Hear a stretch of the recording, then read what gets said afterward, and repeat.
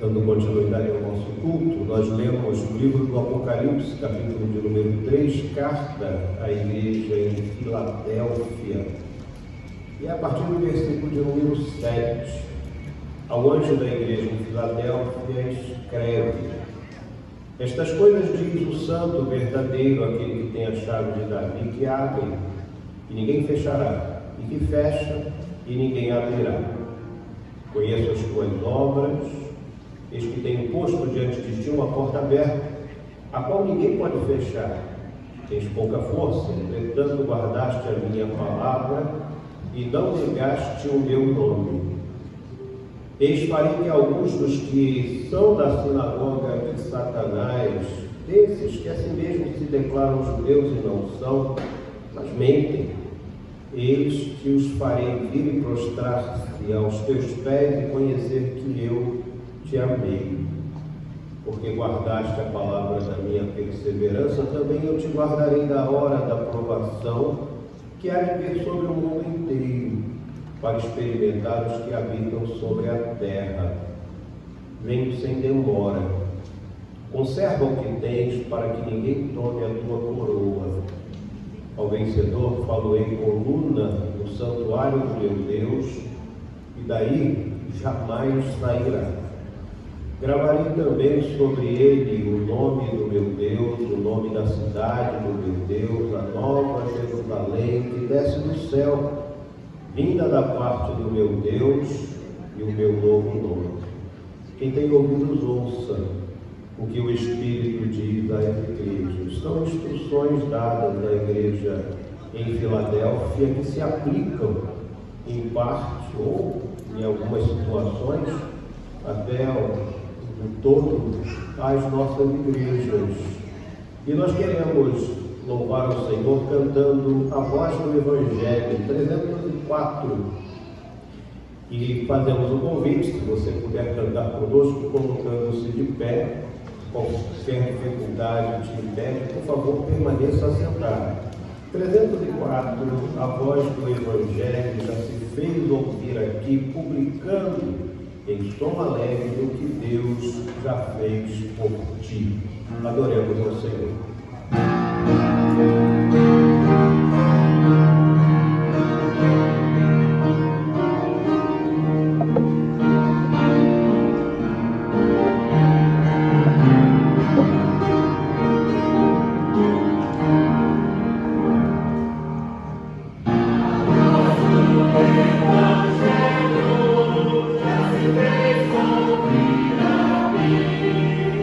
Publicando em som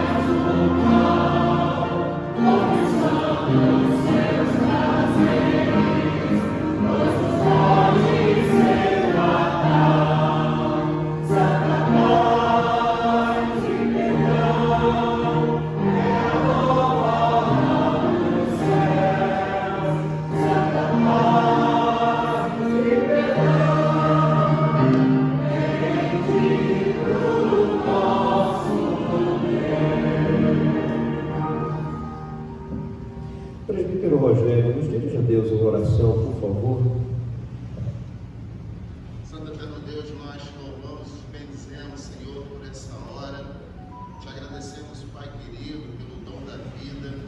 Te agradecemos, Deus querido, pela oportunidade que nos deste, Senhor, de subir a tua casa de oração, para louvar e engrandecer o teu santo nome. Obrigado, Senhor, por essa oportunidade.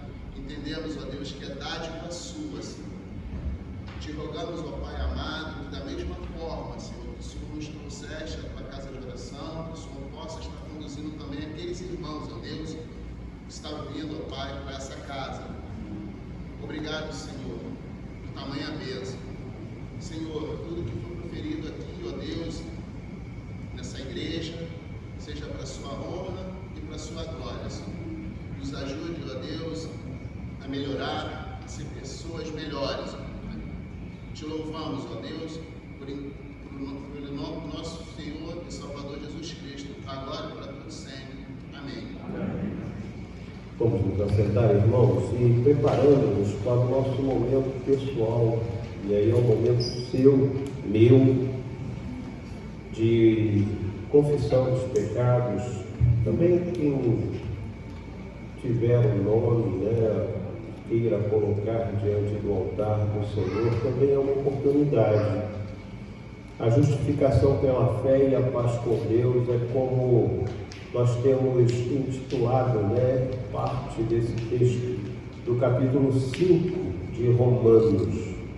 Justificados, pois, mediante a fé, temos paz com Deus por meio de nosso Senhor Jesus Cristo, por intermédio de quem obtivemos igualmente acesso pela fé a esta graça na qual estamos firmes e gloriamo-nos na esperança da glória de Deus. E não somente isto, mas também nos gloriamos nas próprias tribulações, sabendo que a tribulação produz perseverança, a perseverança experiência, e a experiência esperança. Ora, a esperança não confunde, porque o amor de Deus é derramado em nosso coração pelo Espírito Santo que nos foi outorgado. É um conceito absolutamente diferente do que nós estamos acostumados a ouvir na sociedade. Se alguém chegar para nós aí fora e falar assim, não, isso que está acontecendo com você, essa turbulência que está acontecendo na sua vida, essa gama de problemas que você está enfrentando, isso é bênção, alguém vai te chamar de louco, absolutamente louco.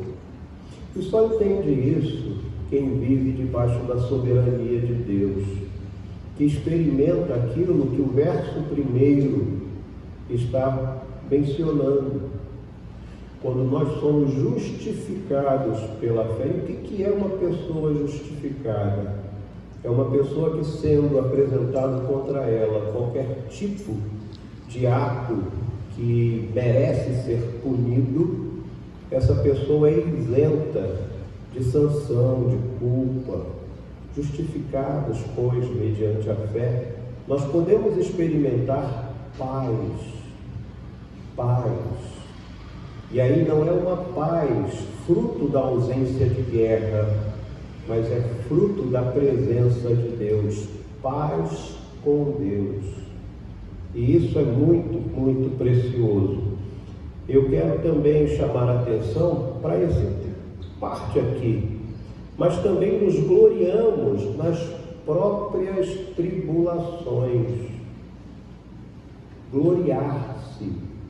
Olha que ele não só menciona a possibilidade, mas ele fala, aquilo que acontecendo na minha vida eu encaro como motivo de render graças a Deus. E ele vai dizendo por quê? Porque muitas vezes, com essas circunstâncias, a nossa vida é aprimorada. Por isso, irmãos, não vamos desanimar frente àquilo que acontece na sua vida e na minha vida. Vamos confiar e vamos pedir que Deus nos abençoe no momento da dificuldade, no momento do problema, que muitas vezes pode ser o fruto do nosso erro. Por que não? Que Deus nos abençoe e nos ajude e nos faça compreender, ter uma visão diferente daquilo que é o natural, daquilo que seria o normal. Isso é viver debaixo do sobrenatural. Que Deus nos abençoe nesse momento, quando nós vamos orar. E nós vamos pedir que Deus nos abençoe com a sua dádiva de perdão. Se teve alguma coisa que você fez, se alguma coisa você realizou, que você precisa de conserto, faça isso agora. Coloque diante do Senhor e peça perdão. Mas também, se você tem alguma pessoa que precisa da intervenção do Senhor, é o momento, coloque diante do altar do Senhor.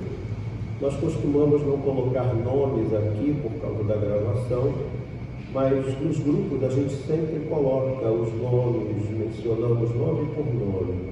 Se você tem conhecimento desses nomes, por favor, coloque diante do altar do nosso Deus. Vamos orar inicialmente de modo silencioso e depois nós vamos quebrar o silêncio.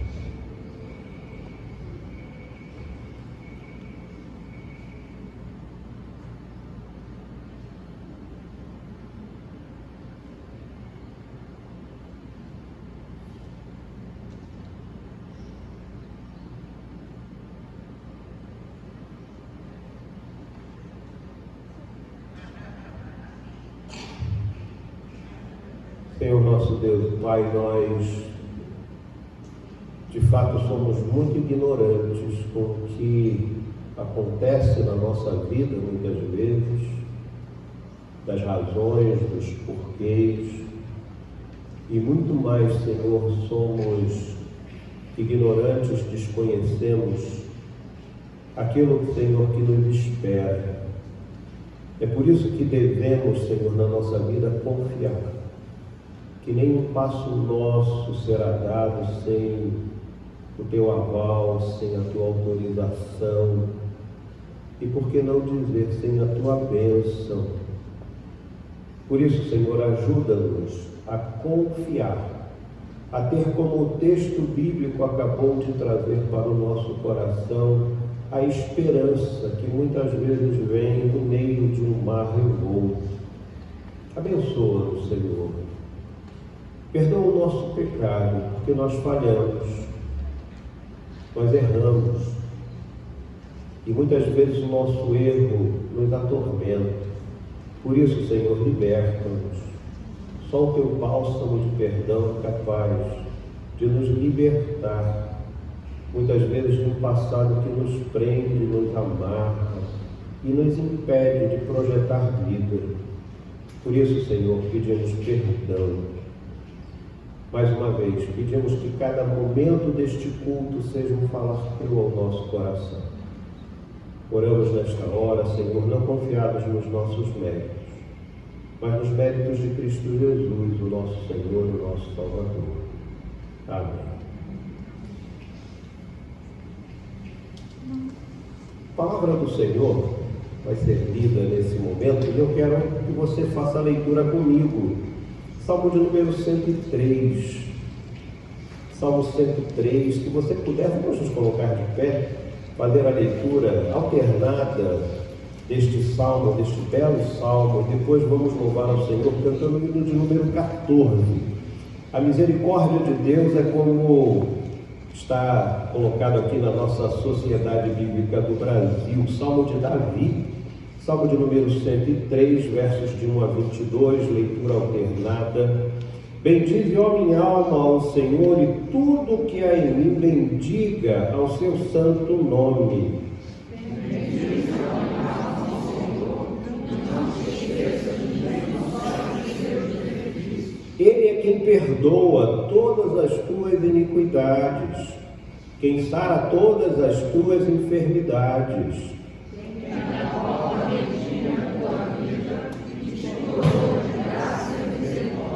Quem farta de bens a tua velhice, de sorte que a tua mocidade se renova como a da águia.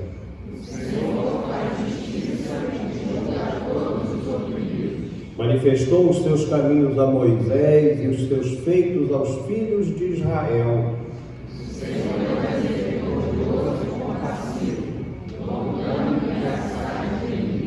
Não repreende perpetuamente, nem conserva para sempre a sua ira.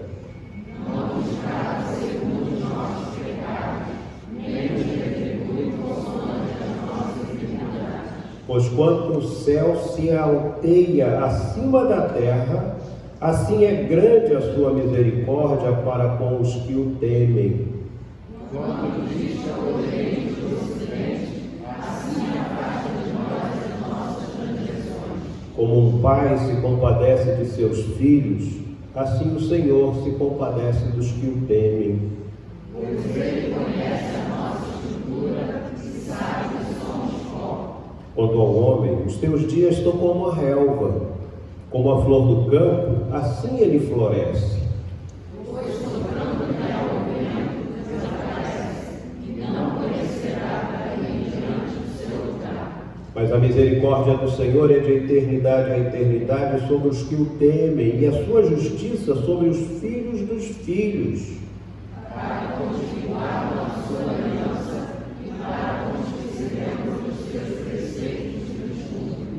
Nos céus estabeleceu o Senhor o seu trono, e o seu reino domina sobre tudo. Bendizei ao Senhor todos os seus anjos, valorosos em poder, e executais as suas ordens, e lhe obedeceis a palavra. Bendizei ao Senhor todos os seus exércitos, vós ministros seus, que fazeis a sua vontade. Bendizei ao Senhor, vós todas as suas obras, em todos os lugares do seu domínio. Bendize, ó minha alma, ao Senhor. E no 14, adoremos o nome do Senhor.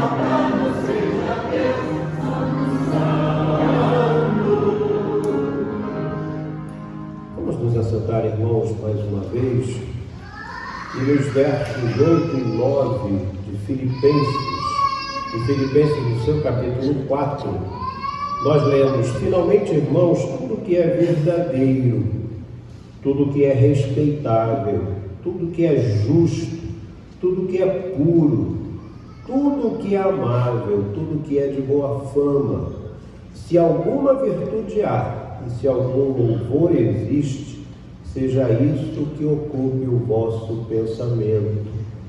O que também aprendestes e recebestes e ouvistes e vistes em mim, isso praticai, e o Deus da paz será convosco. Nós temos aqui duas lições muito interessantes. A primeira é aquilo que nós devemos cultivar no nosso pensamento. Numa sociedade onde nós vemos os pensamentos sendo disponibilizados ou sendo dada ideia para que você tenha pensamentos completamente diferentes do que esses, a gente vê o resultado. Quando nós nutrimos a nossa mente com o que é verdadeiro, olha a segunda proposta: respeitável.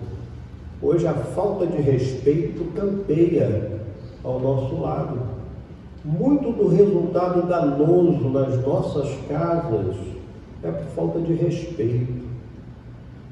E aqui ele fala isso: tudo que é verdadeiro, respeitável, justo, puro, amável, boa fama. E aí ele faz um apanhado geral: se você encontrar virtude, e a gente sabe o que é virtude, se você encontrar virtude, se alguma coisa é para você falar que bênção, que algum louvor existe, seja isso o que ocupe o vosso pensamento. É faxina mesmo, é limpeza. Se a coisa que você está cultivando na sua mente, no seu coração, não presta, joga fora. Se é mentira, se é qualquer outra coisa não apresentada aqui, joga fora. Você está fazendo muito mal. E o segundo ponto que a gente observa nesses dois versos é que Paulo se coloca como exemplo. Olha, tudo que vocês aprenderam, receberam, ouviram, viram em mim, pode praticar. O caminho é esse. Será que nós podemos olhar para alguém à nossa volta e dizer: segue meu exemplo? É isso que Paulo está dizendo. E para que a gente tenha uma proposta dessa para apresentar ao nosso próximo, nós precisamos bem nutrir o nosso pensamento. A música é um caminho interessante para aprendizado, mas a música também ela pode ter fator de destruição. O inimigo sabe bem usar um canto, uma música para destruição. Basta nós olharmos algumas letras que nos envolvem aí na sociedade. Mas esse momento não, é um momento rico de aprendizado. A equipe de louvor tem palavra que caminha nessa direção dos dois versos. E nós vamos passar a palavra a esses irmãos que estarão nos conduzindo no aprendizado das coisas de Deus através da música. Vamos então aprender, e nesse aprendizado vamos louvar, vamos adorar o nome do Senhor.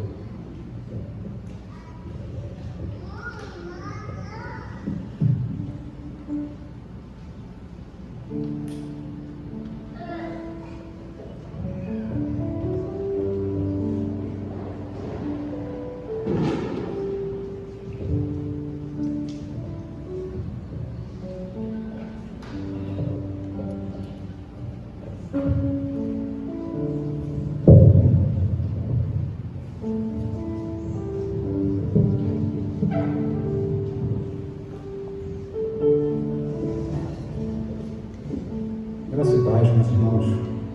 Como nós podemos ouvir, que esse seja um momento de aprendizado, de consolidar nas nossas mentes as verdades da Palavra de Deus.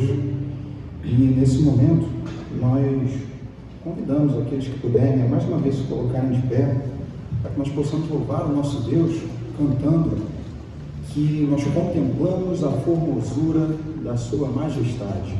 Esse louvor começa com as palavras: que doce é estar em tua presença. Que seja realmente uma experiência transformadora estarmos na presença de Deus, estarmos conscientes de que Ele está em nós, que Ele habita no meio da sua igreja, no corpo do seu Filho Jesus Cristo, nosso Senhor e Salvador. Vamos louvá-lo por tudo que Ele é.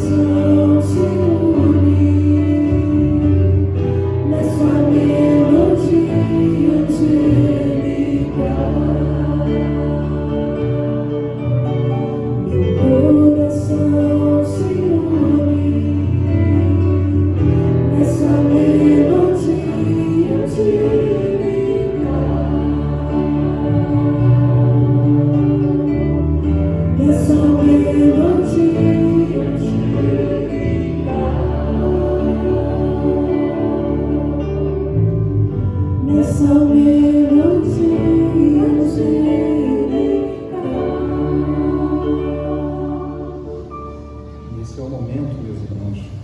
Nós vamos cantar uma canção que foi mencionada aqui na igreja recentemente pelo nosso pastor.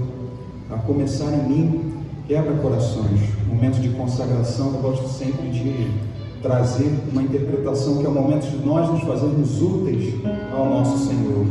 Nós possamos nesse momento, muito mais do que valores trazidos aqui, entregues à frente de dízimos e ofertas, nós possamos entregar os nossos corações, as nossas vidas ao nosso Deus, o Senhor de quem nós somos, a razão de nós existirmos, meus irmãos. Que nós possamos nos fazer úteis a Ele com as nossas ações, com as nossas palavras, com os nossos pensamentos, espiritualmente transformados pelo Seu Espírito.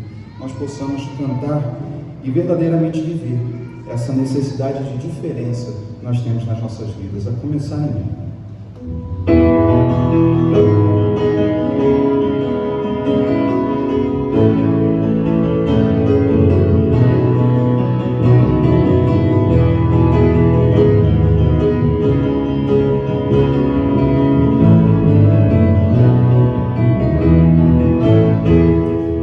Agora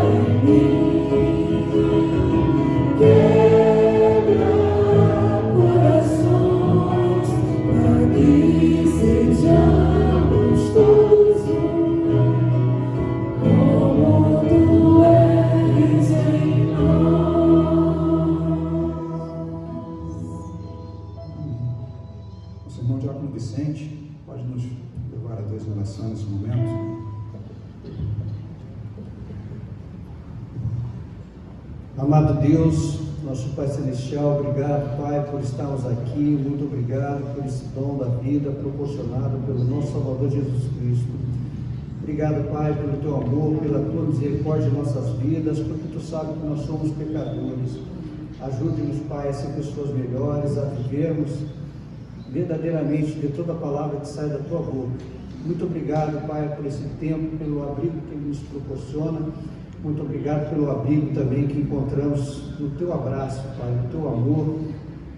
Querido Deus, obrigado pelas famílias que aqui estão, que Tu possa fortalecê-los, nutri-los, que Tu possa, meu Deus, estar preparando o caminho de vitória, o caminho para que os clamores que são colocados aos céus, Pai Celestial, sejam eles o amparo e o conforto também na vida dos Teus filhos. Obrigado pelas almas que estão aqui. Muito obrigado, meu Deus, pelo nosso pastor, pelo seu conselho, por todos aqueles que trabalham na Tua casa. Obrigado pelos dízimos e ofertas, Pai, a maneira de retribuirmos a tudo que Tu tem nos dado, Pai.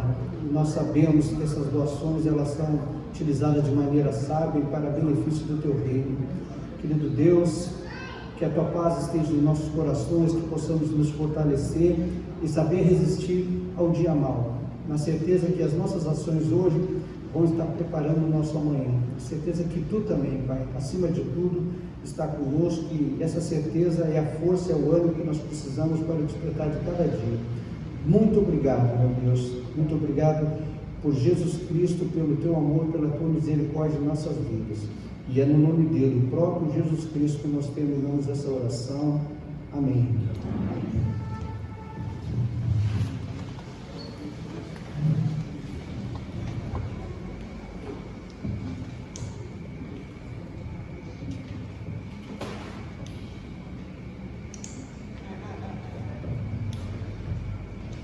Nesse momento, as crianças vão acompanhar aqui a Denise, tá?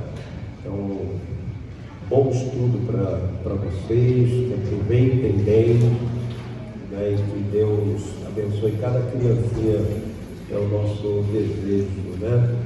Enquanto nós falamos das crianças, eu quero também agradecer a presença da Roberta. Roberta, bem-vinda, tá? Bem-vinda, Deus te abençoe, te guarde. Quero também, junto com a Roberta, né, dizer que nós temos um outro motivo de gratidão. Talvez seja a pessoa mais longeva da nossa igreja, se não me falha a memória, né? A Dona Eurides, hoje, ela completa 92 aninhos. Isso é uma bênção. 92 aninhos é vida bonita. Que Deus abençoe a Dona Euriques, né? Que hoje seja um dia muito feliz, agradável, e que ela sempre se sinta amparada, protegida, guardada por Deus. São bênçãos que a gente conta, né? Então, muito obrigado ao Senhor pela vida da Dona Euriques, obrigado pela vida de cada um aqui presente, em especial a visita da Roberta. Bem-vinda mais uma vez. A palavra do Senhor nós lemos, que foi lá no livro do Apocalipse. Se você puder, abra sua Bíblia, lá no capítulo de número 2, e nós vamos fazer ali um passeio no capítulo 2, no capítulo de número 3, sem um texto previamente definido. Porque a nossa ideia é pensar igreja. O que é igreja? Quais são os objetivos da igreja? Quais são hoje os problemas da igreja? Quando a gente pensa o objetivo da igreja, a gente já pode definir com clareza. E a gente pegar aqui o capítulo de número 2 e o capítulo número 3 do Apocalipse, que nós já falamos que é um livro extremamente eclesiástico, voltado para a igreja, né, tirando aquela ideia de catástrofe, desgraça, fim do mundo, tirando essa ideia, que é a ideia mais corrente quando a gente lê o livro do Apocalipse, ou ouve uma mensagem, ouve uma interpretação. Os irmãos sabem que não é assim que eu enxergo esse livro, pelo contrário, é um livro de bênção, é um livro de maravilhas, é um livro de confirmação dos atos poderosos de Deus realizados na vida do seu povo pela intermediação de Jesus. É só isso. É maravilha, é garantia. E Deus nos dá garantias. Então, quando nós pensamos objetivos da igreja, a gente olha aqui.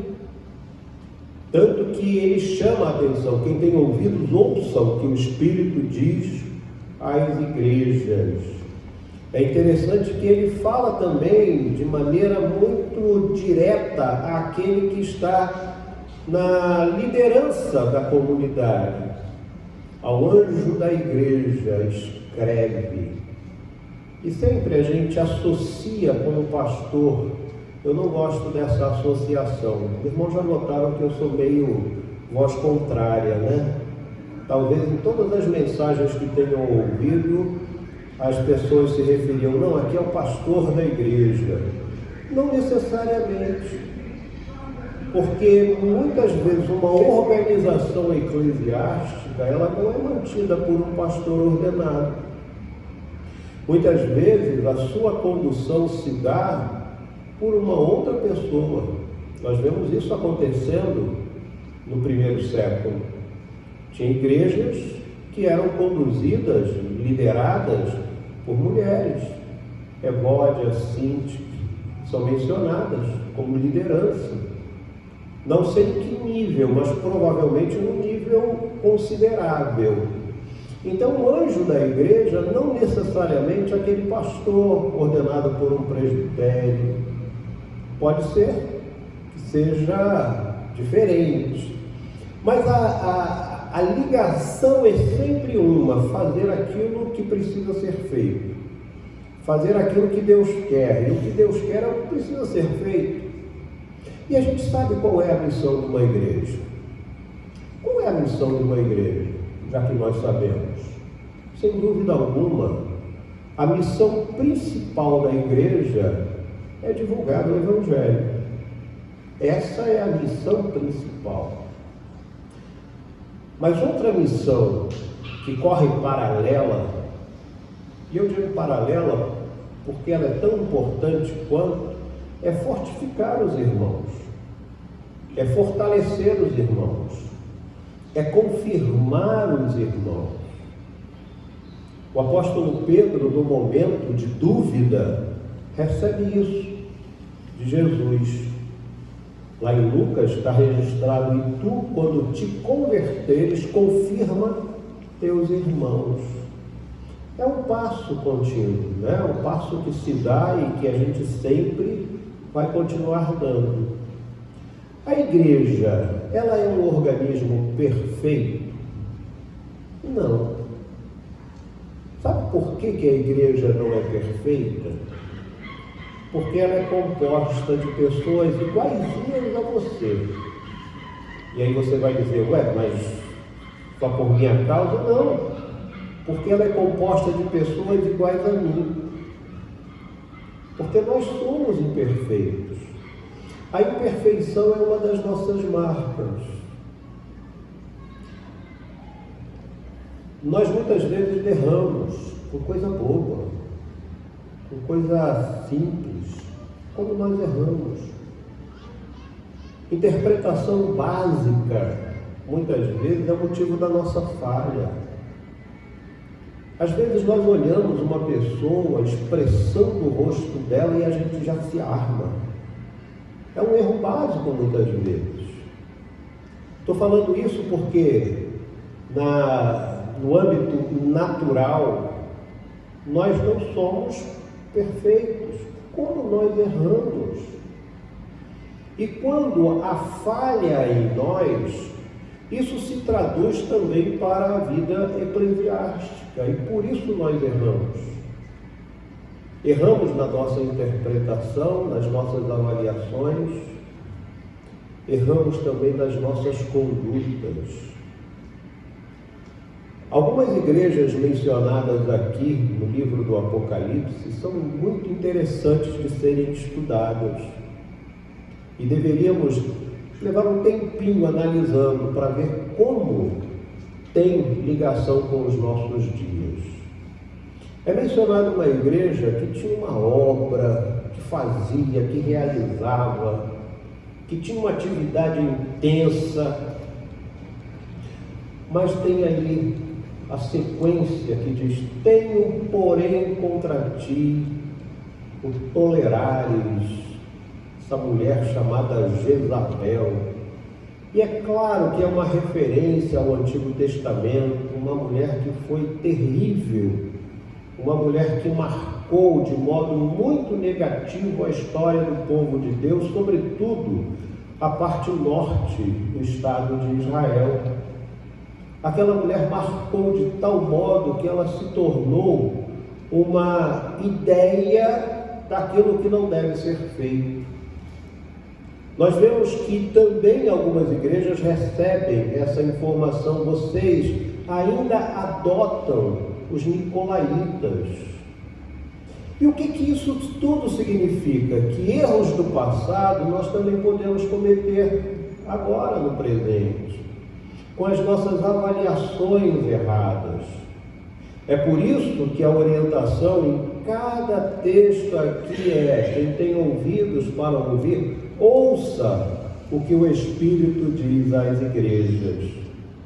O que o Espírito diz às igrejas não é aquilo que sai do microfone. A nossa pregação é uma orientação. O que o Espírito diz às igrejas está aqui, está dentro da palavra. Que ela é capaz de modificar a nossa vida.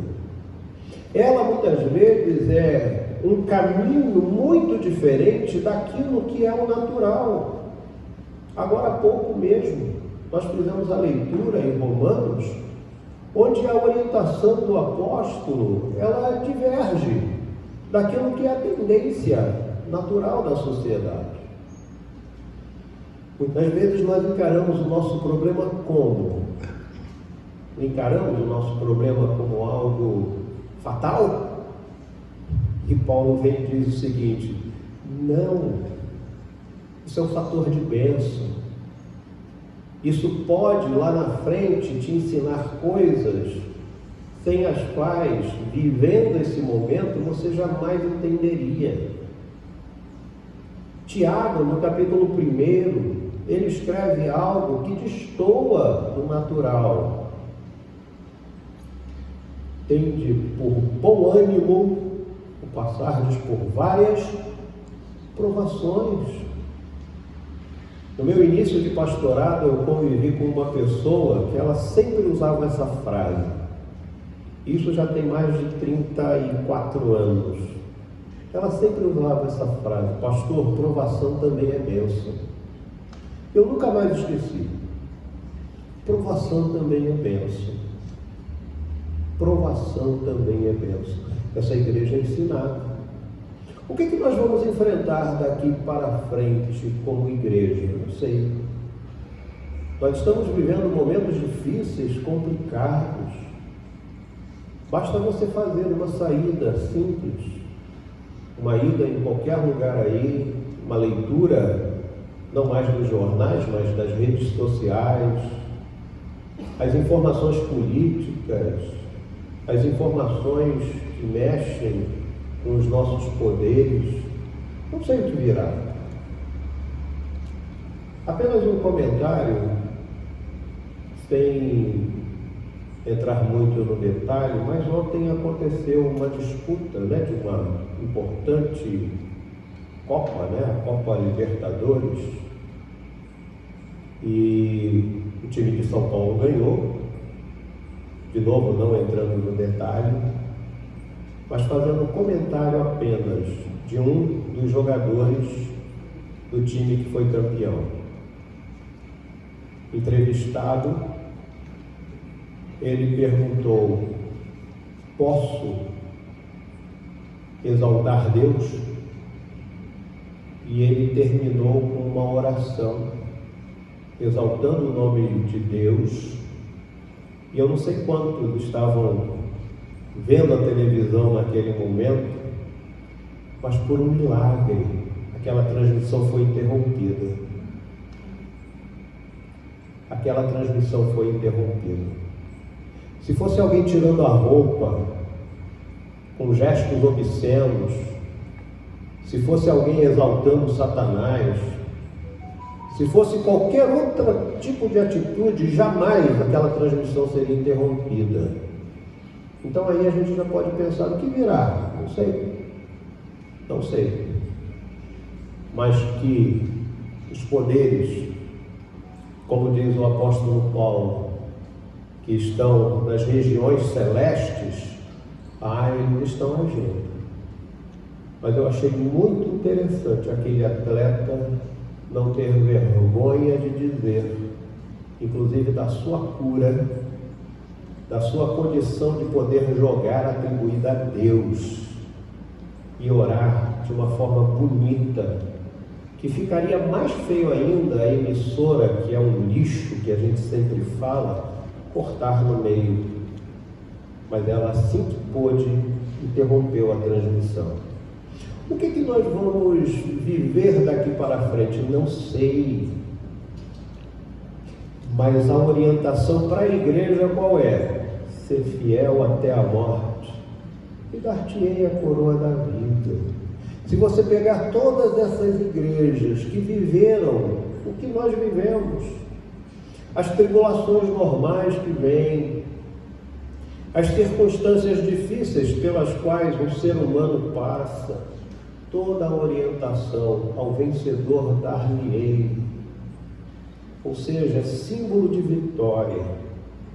Apesar daquilo que nos cerca, e eu gosto sempre dessa expressão, os irmãos sabem por quê, apesar do mar revolto que nos cerca, nós sabemos que nós vamos chegar no porto seguro.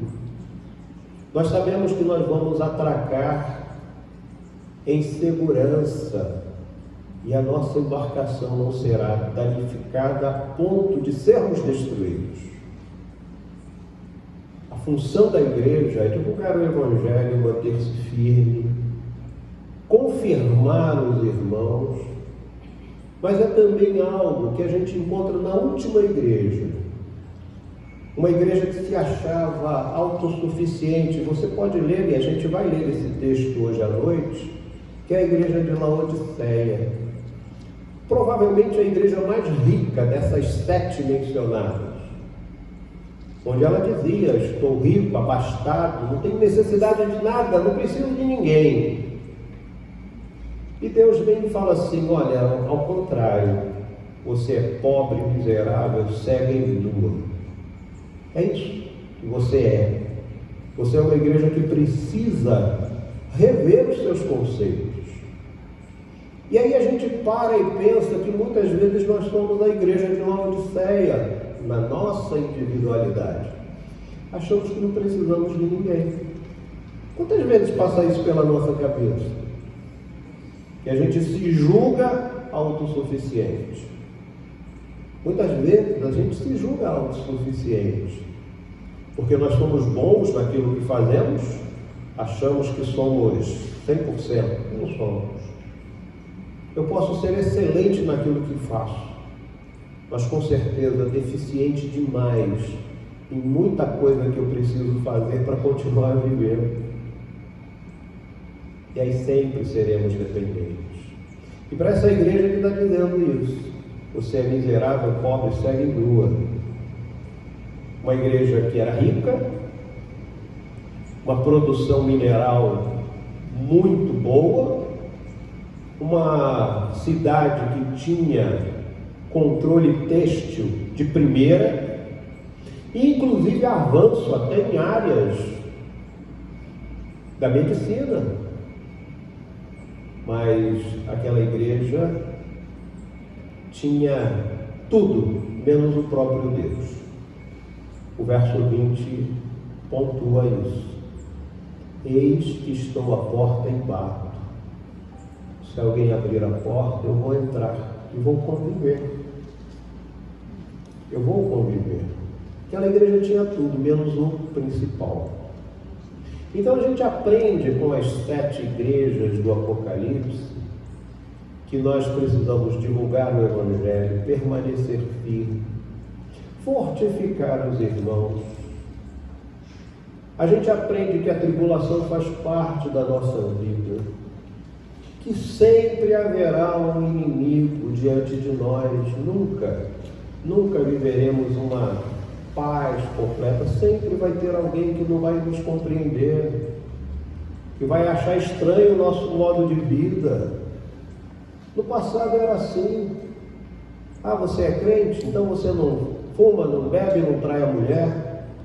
É como se fosse um caso à parte, mas é muito mais do que isso, porque muitas vezes nos odeiam sem razão. Os que nos odeiam por questões espirituais. E é assim mesmo. Vai mudar? Não sei, provavelmente não. Então nós precisamos manter a nossa convicção, firmar os nossos passos e nunca deixar que a soberba faça parte da nossa vida. Que Deus sempre faça no nosso coração a ideia bem enraizada de dependência. É a coisa mais maravilhosa que um ser humano pode ter, é a certeza de dependente. Mais uma vez, completamente contrário do que a sociedade nos ensina. Luta para você ter a sua independência, não é? Você não aprendeu isso? Estuda para você ser independente, trabalha, tenha bastante dinheiro para você ser o quê? Independente. Não. Por mais formação que você tenha, por mais dinheiro que você possa juntar, que Deus nunca retire de você que você é um dependente. Eu dependo do outro. Eu dependo principalmente de Deus. E esse é o último conceito, que a gente vê na igreja de Laodiceia. Eu tenho tudo. Se eu tiver alguém doente, eu tenho especialista. Já é um sinal de dependência. Já é um sinal de dependência. E muitas vezes, nesses sinais, achando que nós somos autossuficientes, nós tiramos Deus. E é para essa igreja que ele diz: deixa que estou à porta e bato. Que a nossa igreja nunca feche as portas para Jesus. Que ele seja convidado, que ele seja o principal, o primeiro. que se algum destaque exista na nossa igreja, seja dele, e não de quem quer que seja dele. Assim tem que ser a igreja. Muitos conceitos que o mundo passa para nós devem ser retirados, com certeza. O primeiro deles, que o mundo quer que você interiorize: sou independente. Isso gera arrogância, isso gera prepotência e, acima de tudo, falsidade, porque desde o nosso nascimento nós somos dependentes. Quantas vezes a gente já falou que se eu estou aqui, se nós temos algo para nos iluminar, é porque alguém está trabalhando. Se hoje nós chegamos aqui, é porque teve gente em refinaria produzindo petróleo para que você, ou refinando petróleo para que você viesse. Alguém fez o sapato que eu estou usando. Eu não sei fazer sapato. Alguém preparou uma comida que eu fui lá no mercado, comprei e levei para casa. Eu não plantei. Eu não criei o animal. Como nós somos dependentes? Como nós somos dependentes? E a partir do momento que introduzem na nossa cabeça que nós precisamos ser independentes, automaticamente retiram Deus. Automaticamente retiram Deus da nossa vida. Isso aconteceu com Laodiceia. Que não aconteça com você. Glorifique a Deus todas as vezes que você descobrir como eu sou dependente. Gente, como é gostoso quando a gente passa por um problema, por uma dificuldade, a gente encontra um ombro para a gente escorar a cabeça, ou um ouvido para nos ouvir, ou às vezes alguém só para ficar do nosso lado. Como faz bem. Isso é dependência. E associada a isso a certeza de que Deus cuida de nós. Quando nós nos julgamos independentes, até o cuidado de Deus a gente deixa de ver, de enxergar. Nós precisamos aprender muito como igreja. Aprendemos alguma coisa no mês de novembro, mas precisamos aprender mais. Que nós possamos crescer como igreja, nos desenvolver como igreja e que possamos fazer a diferença onde estivermos. Como igreja maior, igreja presbiteriana de Inhaúma, igreja corpo de Cristo espalhada na face da terra, mas sobretudo igreja individual, porque nós somos templo do Espírito Santo. Nós vamos cantar o hino 299, que é renovação, onde a gente vai pedir a única coisa que nós devemos pedir: fortalece a tua igreja. E quando fortalece a tua igreja, fortalece o nosso coração. E de novo, as dificuldades que nos cercam, com certeza, têm permissão do Senhor. Para quê? Não sei. Eu não conheço a história, mas o soberano Deus conhece, e Ele sabe as razões, Ele sabe os porquês. Vamos cantar a renovação e pedir a única coisa: fortalece a tua igreja. Se você puder, vamos de pé louvar ao Senhor. 299. Igreja